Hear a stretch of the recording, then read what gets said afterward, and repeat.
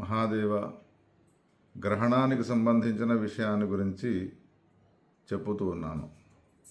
శ్రీ విశ్వావసనామ సంవత్సర భాద్రపద శుద్ధ పూర్ణిమ ఆదివారం నాడు 7వ తారీఖు 9వ నెల గ్రహణం చంద్రగ్రహణం రాబోతూ ఉన్నది. ఈ చంద్రగ్రహణము రాత్రి 9:56 ప్రారంభమై రాత్రి 1:26 మోక్షమవుతుంది, ముక్తిని పొందుతుంది.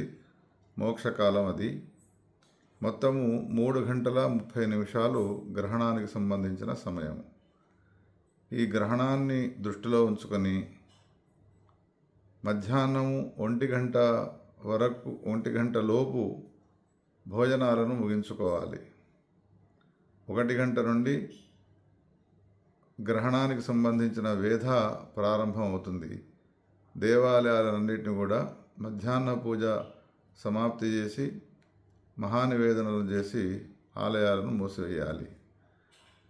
ఎవరైతే బాల వృద్ధులు ఉన్నారో, గర్భిణీ స్త్రీలు ఉన్నారో వాళ్ళు 4 గంటల వరకు కూడా భోజనం చేయవచ్చును. వాళ్లకు ఇదొక అవకాశము. గర్భిణీ స్త్రీలైన వాళ్ళు ఎవరైతే ఉన్నారో వాళ్ళు రాత్రిపూట 9:30 నుండి 1:30 గంటల వరకు కదలకుండా పడుకోవాలి. గ్రహణ వేదను పాటించాలి, వాళ్లకు క్షేమం జరుగుతుంది.